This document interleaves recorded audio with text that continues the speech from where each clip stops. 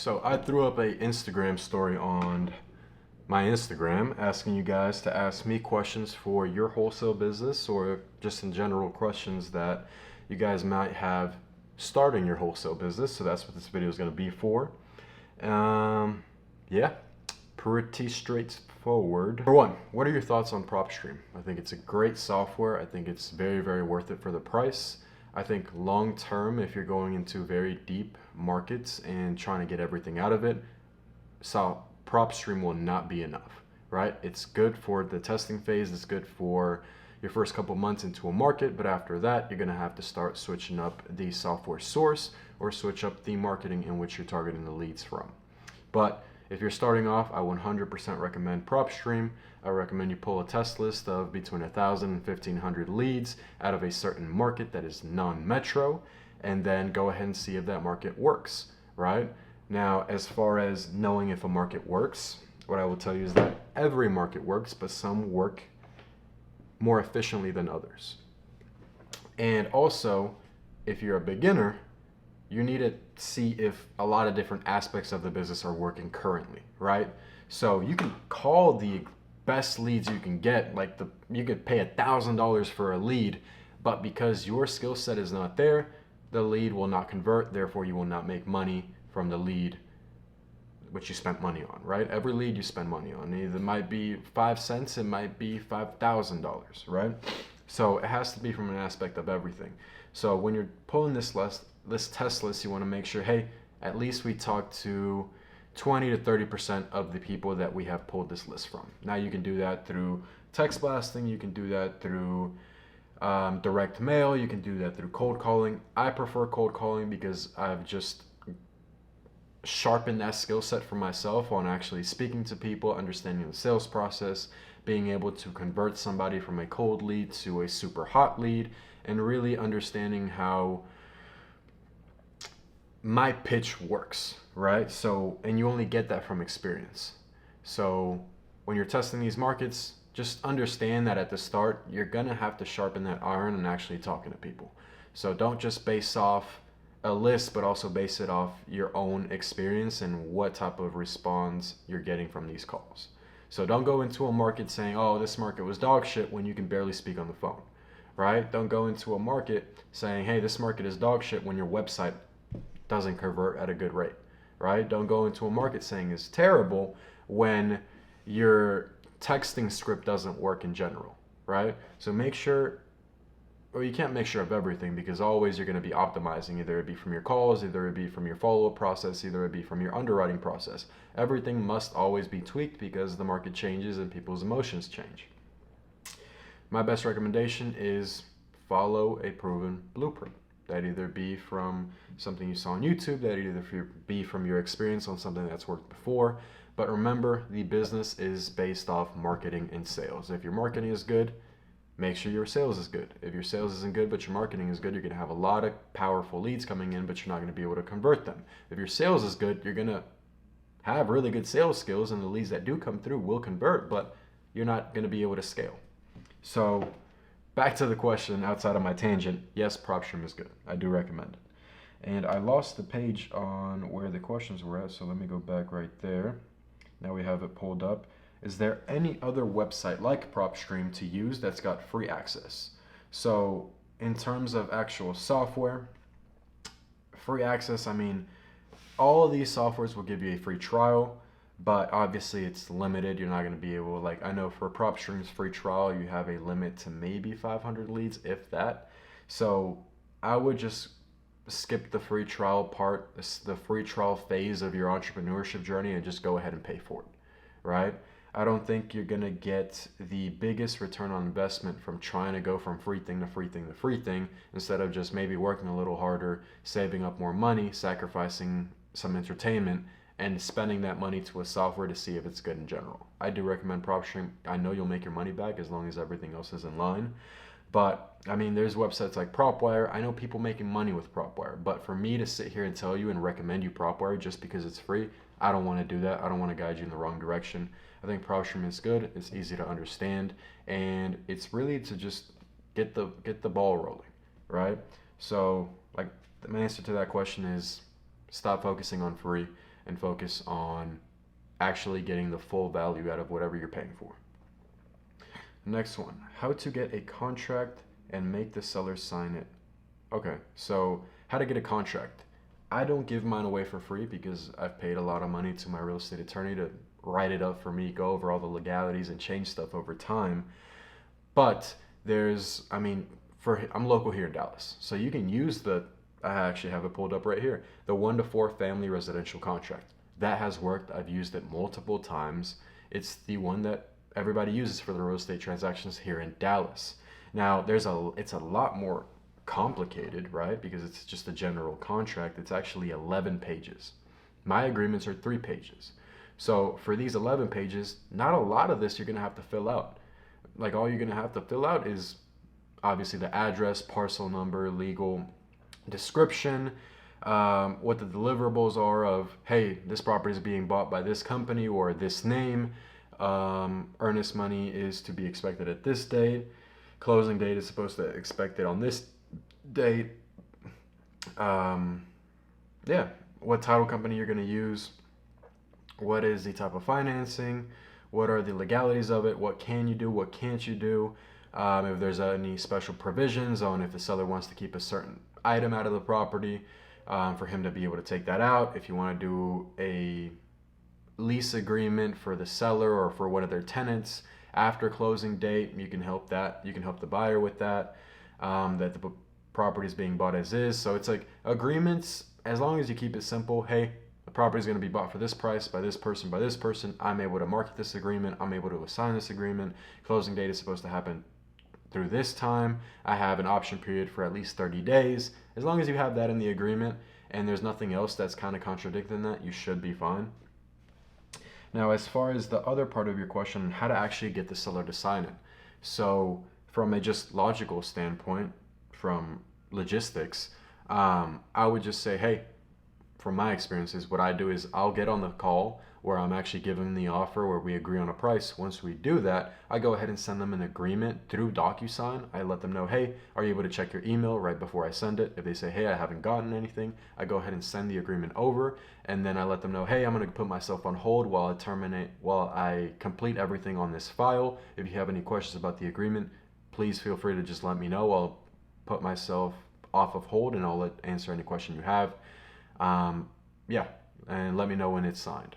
So that way I stay on the call just in case if any objection pops up, any question does pop up, any legality question on the agreement pops up, I'm able to answer it instantly. So that's how I do it. As far as DocuSign, I think it's very expensive just in general, especially for my new people. I just say, hey, just use a free trial. It's worth 30 days. I don't even know how many signatures they give you, but it's enough for as a beginner to not have to pay for DocuSign. That's that. How to log in a dialer. I don't know what that question is. I don't know what dialer you're talking about. I don't know if you just don't remember your own password, so I don't know the answer to that. Need a copywriter? I don't. How to fill out an assignment to purchase agreement for Dallas, Texas. So it would be the same way as any other market. You literally just fill out the agreement, have the seller sign it, take it over to a title company, open escrow, then turn around, get an assignment agreement, and have a real estate investor sign it, bring both agreements to the title company, make sure a closing date is set in stone, and then just wait for closing. Now, as far as how do I fill it out, like I told you before, it's just address, who's buying it, who's the seller, what's closing date, if there's any special provisions, what's option period, what's earnest money, all those things have to be on the agreement. Either if you're going to have them or not, they have to be on the agreement. And then, obviously you can test things. You could probably chat GPT an agreement, which I don't recommend. But if you had to, you can send that over to the title company and they'll let you know, hey, this agreement is not valid for this, and then you can go ahead and make the changes yourself. So a title company will let you know, hey, if an agreement is good or not. How can I find reliable investors? So that's a great question. There's a lot of different ways. So Facebook is a very valid source. You can also use Propstream, but for Facebook in general, you can use Marketplace as a helper. You can use the investment groups as a helper. You can even go through the investment groups if you don't want to post your own property and go to other properties that have been listed by other wholesalers and see who has actually commented under it. Hey, PM me more information. Hey, I'm interested. Hey, here's my email, send me the info. Hey, when can I put an offer? Hey, when is walkthrough is going to happen, right? And then you can reach out to those people, obviously, if you have a property in the zip code, or even if you're looking for buyers first. You can even reach out to them and say, hey, I'm marketing in this zip code. What are you looking for, right? And you start to build that connection.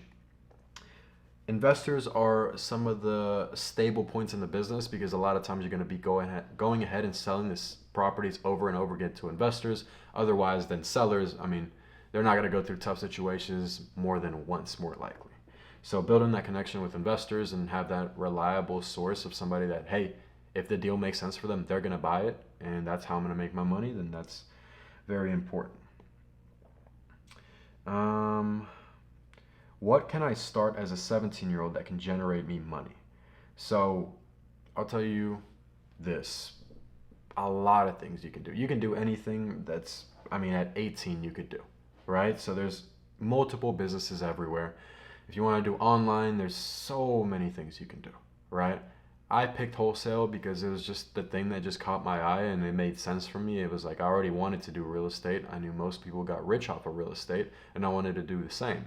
Now, at the time that I started, I was 14. I wasn't able to get my real estate license, but I did have a friend that was over the age where he was able to sign the agreements for me. So as long as you have that and you're actually serious about going into wholesale, you can do it. It's just about, are you willing to go out of your way and be different than every other 17-year-old in your friend group and actually take action and, take it seriously as, a grown-up would, right? Because on average, we would say a 30-year-old is more serious about the actions that they take over a 17-year-old. But obviously, that's depending on the individual, right? But on average, a 17-year-old is going to not be taken as seriously. So if you are serious about it, you have somebody that's over 18, go the wholesale route. I recommend it because that's where I made most of my money from. But, I mean, anything else works as long as you stay consistent. I could rant about this for hours, but it's just about consistency. It's about learning. It's about going through failure as fast as possible and always taking it as a learning lesson. But yes, you can start a business at 17 years old and make money. Did people around you started treating you differently when you got some money? It happened to me. That's a really good question. I don't think so, because money didn't change me. So I've been the same person since I was like 14, 15 years old. I've always been straight to the point. I've always had dry humor. I've always been kind of a dickhead, if I'm being honest. So I've always had this thing about me where it's like I always felt like I was better than everybody else.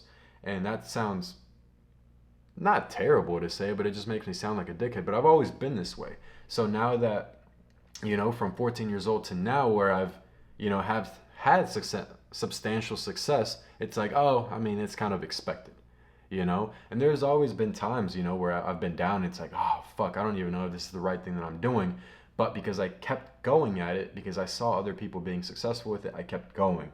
So I think I've always changed myself over time. Like I would say every 6 months, there's like a tweak to who I am as a person, right? Right now, I'm very consistent with the gym. I'm very consistent with my diet. I'm very consistent with my sleep schedule. I'm very consistent with my productivity levels, where 6 months ago, I wasn't as sharp, right? I'm more consistent with my self-development as far as knowledge, right? I've been reading a lot more recently, right? So I've been able to speak more clearly than maybe 6 months ago. So I'm always changing, so I don't expect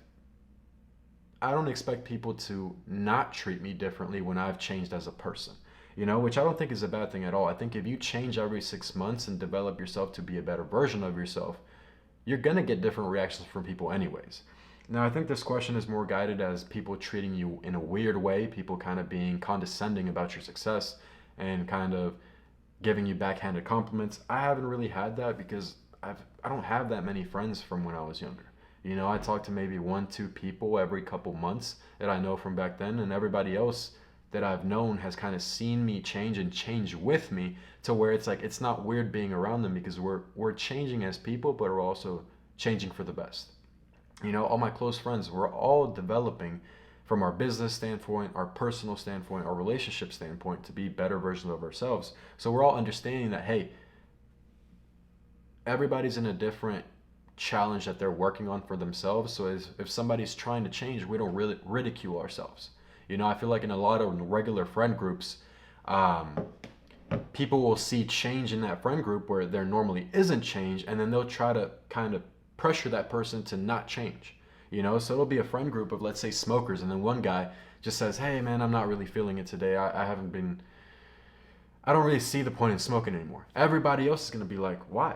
I mean, why are you being different? Just smoke. That's the normal.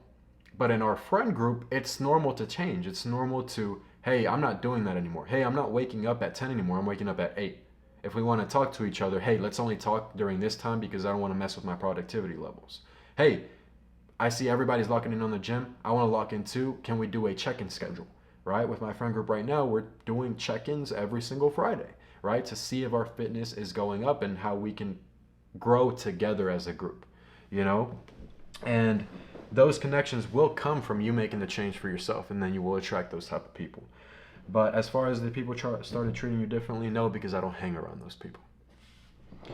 What was the flip in the mind? I think the question is meant to be, what was the switch that you made in your mind? I'm going to take it as that. The switch that came to my mind where I decided to really take my life seriously and into my own hands was when I realized that, hey, nobody's coming to save me. Like, my parents, they weren't the most successful, right? My dad wasn't the most successful, but he instructed into me, like, hey, I want you to be better than me, and I can't really help you be better than me because I'm kind of at this point where I can't take much risk. My dad has a family, my dad has a job, my dad has, all these responsibilities that I don't have. Therefore, I'm able to surpass that because I don't have a lot of those responsibilities anymore. Obviously, I have my business. I have more responsibility than a regular 20-year-old, but at the same time, I can take risk, no problem. Not only because I'm very risk tolerant, but I'm also, I'm still young. I could lose all of this and I'll be just fine because it'll be a learning lesson. So the flip in my mind was, like I said, when I knew that nobody was coming to save me. Nobody was coming to give me $1 million check. Nobody was coming to give me free mentorship on how to be successful and how to get in shape and how to, be the best version of myself. I decided to take that into my own hands because I was tired of the position that I was in. I was tired of, at the end of every single day, I was like, oh, I could have done better. I could have made more progress. I could have done this. I could have done that. And I was tired of the I could have. I tried. I maybe this, maybe that. What if this? What if that? I never want to live my life that way. And I hope that most of you guys watching the video also don't want to live your life that way because that's a life full of regret. I don't regret anything I ever do in my life or anything that I have done in my life because I try to maximize everything. If I want to go talk to a girl, I will step out of my comfort zone and go talk to that girl, right? Now, you might get rejected, but that's just part of the game. Instead of me just that whole day worrying about, oh man, that could have been my wife, right? I don't want to live in that could have. Or in a business standpoint of me having to make a call to a seller, which is an uncomfortable call, right? Where I have to get a reduction of $50,000.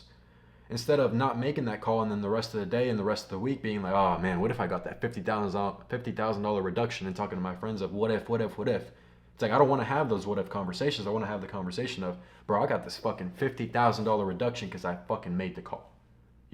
Or I didn't get the $50,000 reduction, but I think I didn't get it because of this. So now it's a learning lesson where next time I have to make that hard call, I now have pinpoints of what not to do. So making that switch of maximize every single opportunity that you have. If you're young, I mean, even under 30 years old, you're still young. Maximize every single opportunity that you can. Learn all the information that you can and focus on one specific thing, on one specific sector, so you can maximize that skill set there and have the probabilities of failure be as low as possible for you to thrive, right? Because that one person that tries to go from business to business to business to business will always fail, and I classify them as a person that's a entrepreneur, right? I believe a real entrepreneur sticks to his idea. Yes, he might have different sectors of it, different divergences of it, different versions of it, but he's still sticking to that main standpoint and is willing to go until it doesn't work anymore. If you're that type of person, you will win no matter what. And you can also be that person. You can become that person. You don't have to be born like that. But that was my tangent for that question. Let's go back to the story. Bum, bum, bum, bum, bum, bum, bum, bum, bum. Biggest lesson from 2024. Just being consistent. 2024 was, I mean, I've been doing YouTube for my kind of personal brand and my real estate stuff for the past 5 months. And what I've learned from that, which I kind of already knew, but it was a new realm.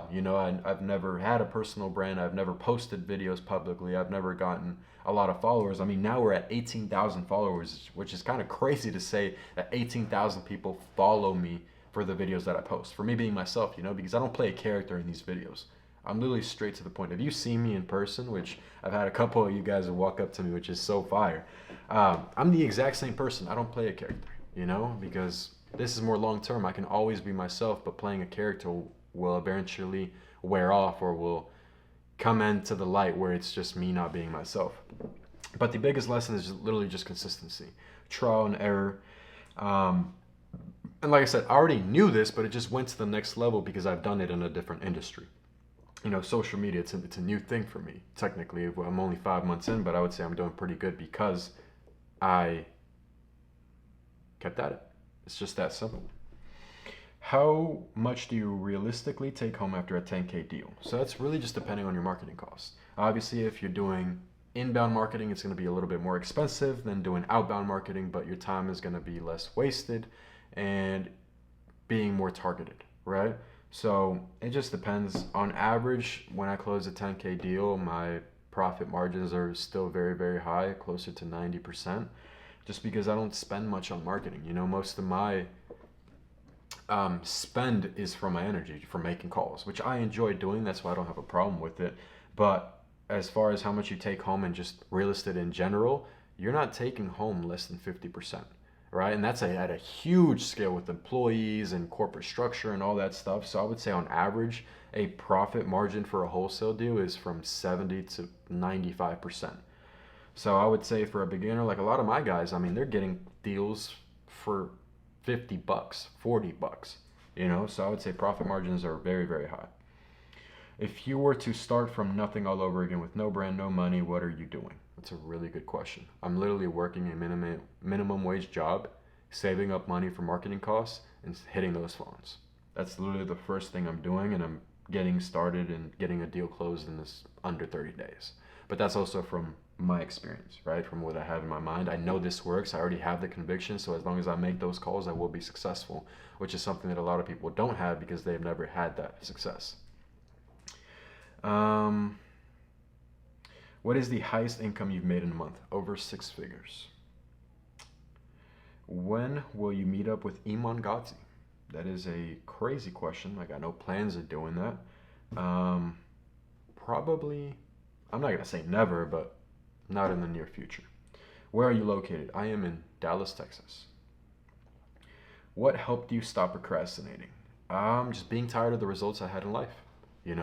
Like for the gym, I was tired of looking just fucking terrible.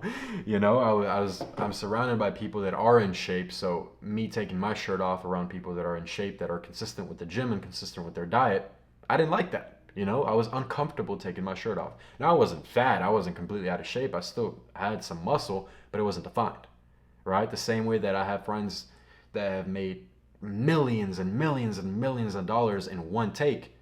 I'm not comfortable sitting in that room and saying, oh yeah, I'm only making 40, 50K a month.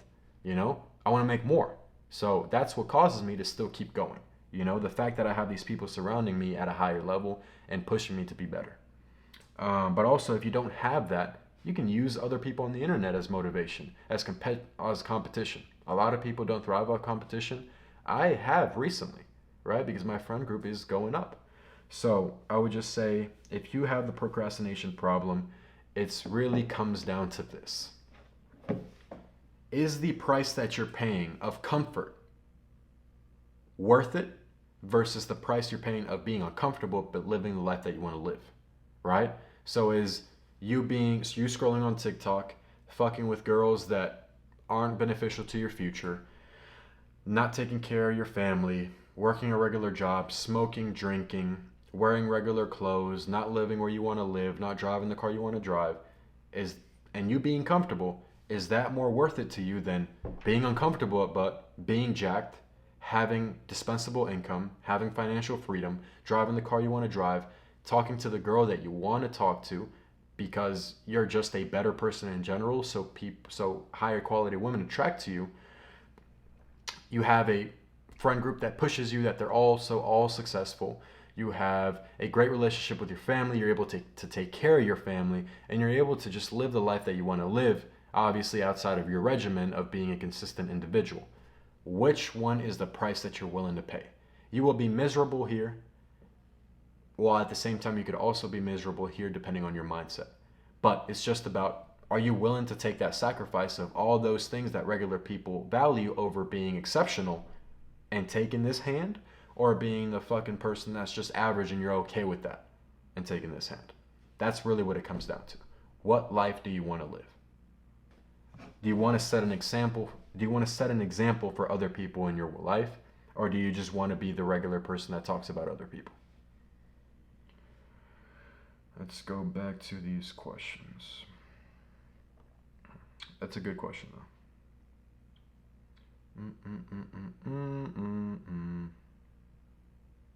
Biggest setback? Procrastinating. Post more cold call content. Will do. How do you connect your VA to your CRM so you can get all the yeses? I imagine so you can get all your leads to be converted. It really depends on your software.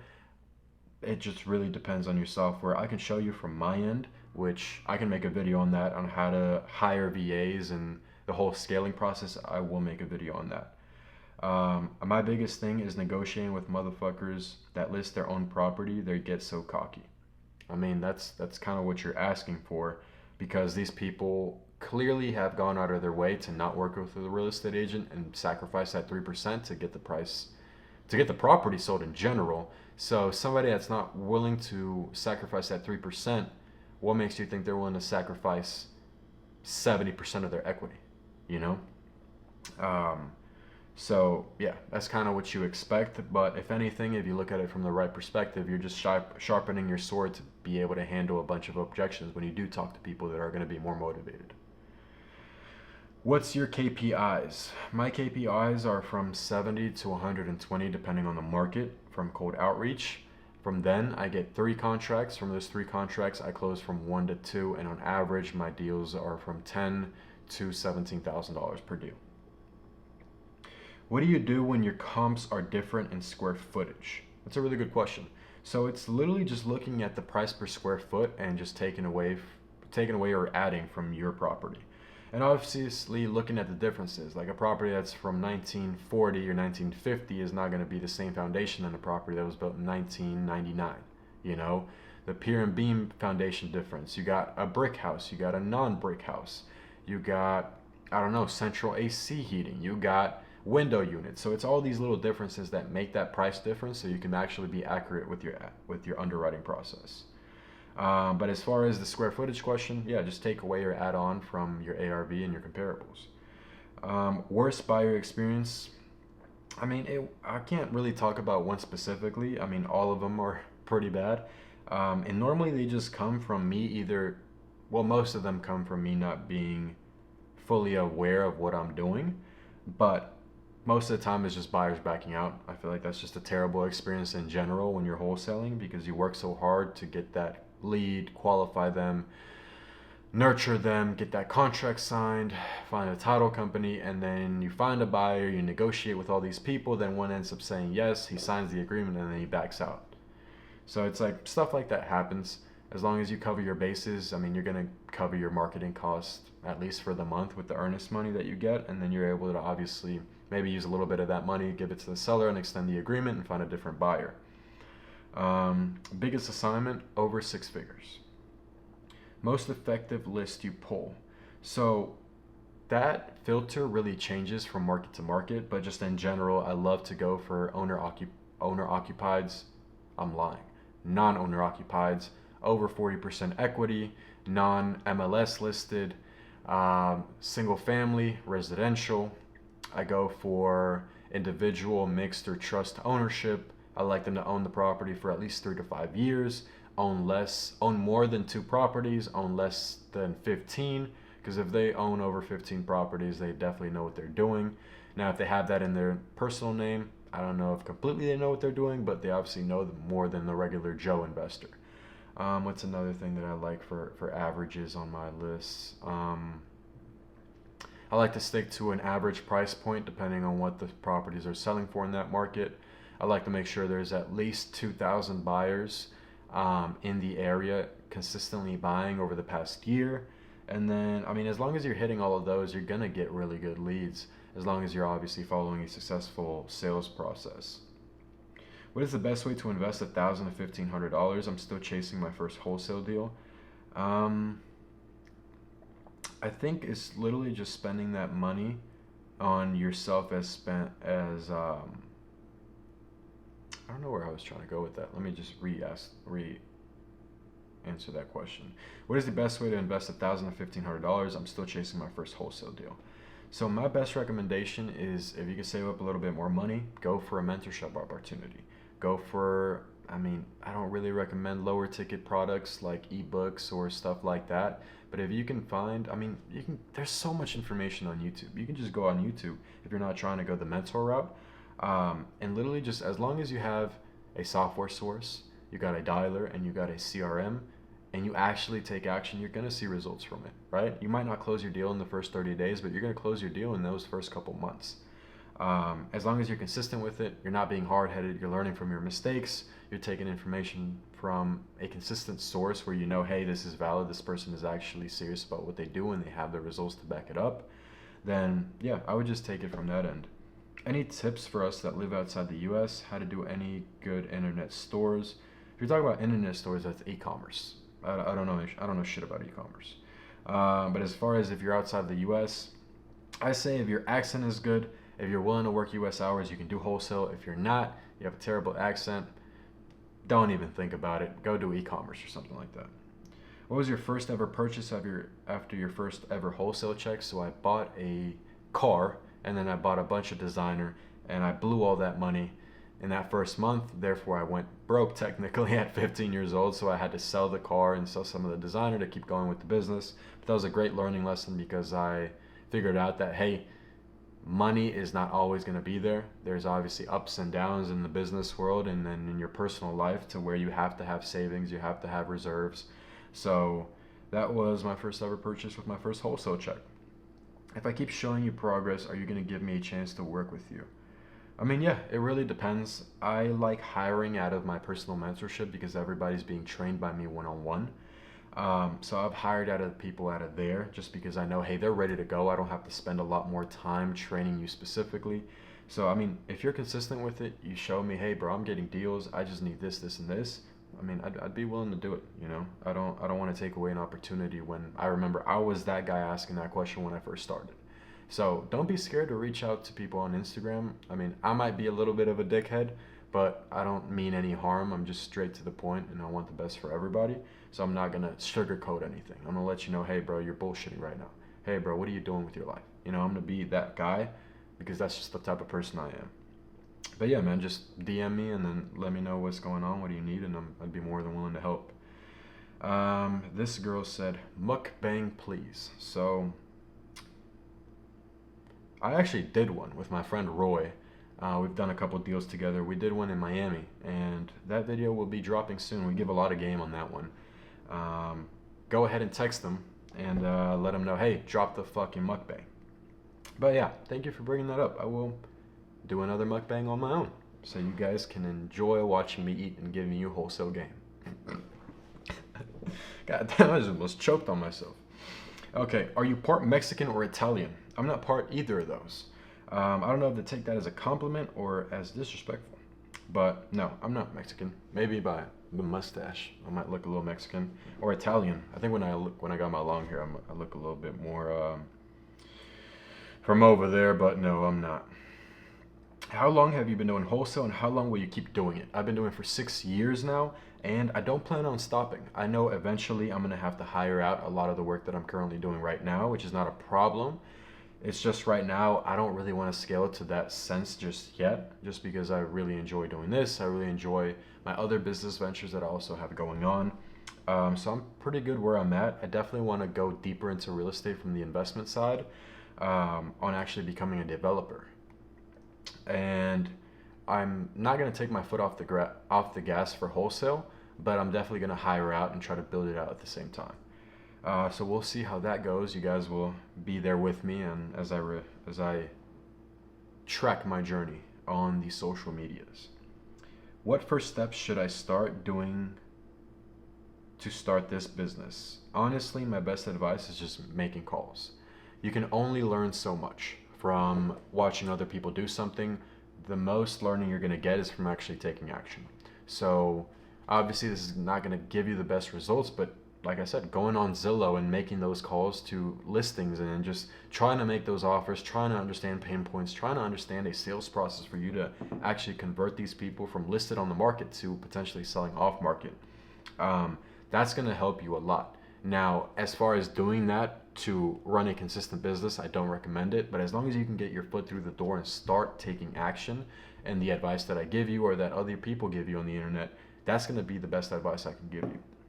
And if you're in a position to get a mentorship or going to a certain network of people that are doing the exact same thing you're wanting to do, I also recommend that, because you're going to be wasting a lot of time otherwise trying to figure out the way by yourself. Which, I mean, people have done it. I did it, I would say, for at least 50% of the time for myself, and the rest was mentorship. But, I mean, just taking action. That's just the best thing, and that's by making calls. If you can't afford to go off market, go on market and do that. Let me write some copy for you. No. How long did it take you to get your first contract? I got my first contract 7 months in for a property here in South Dallas. It was this old black lady that I consistently called for about 3 months. And then she was like, hey, I'm finally ready to sell. Where's the agreement? I actually went to her house 4 separate occasions with a contract on paper to get it signed. And the first 2 times she like ghosted me when I was there at the property. The next time she was like, hey, I'm not really too ready. And then the 4th time she was ready to go. So that kind of shows you the power in the follow-up. Now, obviously I'm not following up in person anymore, but I am following up through my CRM, making calls. How to pitch a Novation deal and transition from a regular purchase to a Novation purchase.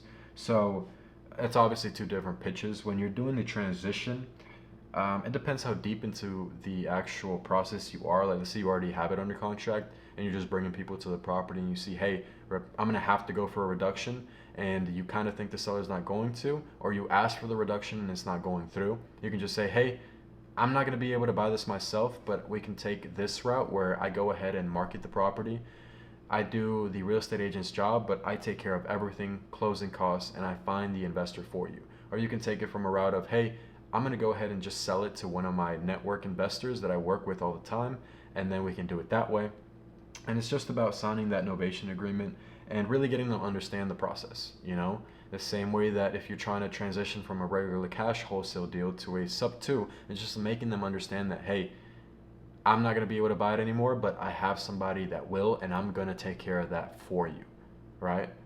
But as far as specifics on that, it would just be individual. It would just be individual to, depending on the seller, depending on the relationship you have with them, depending on what you pitched them in the first place. So it would be more of an individual answer to that question. But I wouldn't mind making a video on Novation specifically on how they've helped me in my business. But that's all the questions that I had for that story post that I threw up. If you guys have any more questions, just comment them down below. Yeah, I hope you learned something. If you liked the video, give it a like. If you want to see my face again and want to learn more from me, or just watch me in my journey of getting to 100K a month with my wholesale business and becoming a developer, growing my social media presence, just follow me along with the journey. My Instagram is down below, and then any other questions, just hit my DM or just comment down below. I hope you have a great night or great day, whatever time you're watching this, and please stay safe.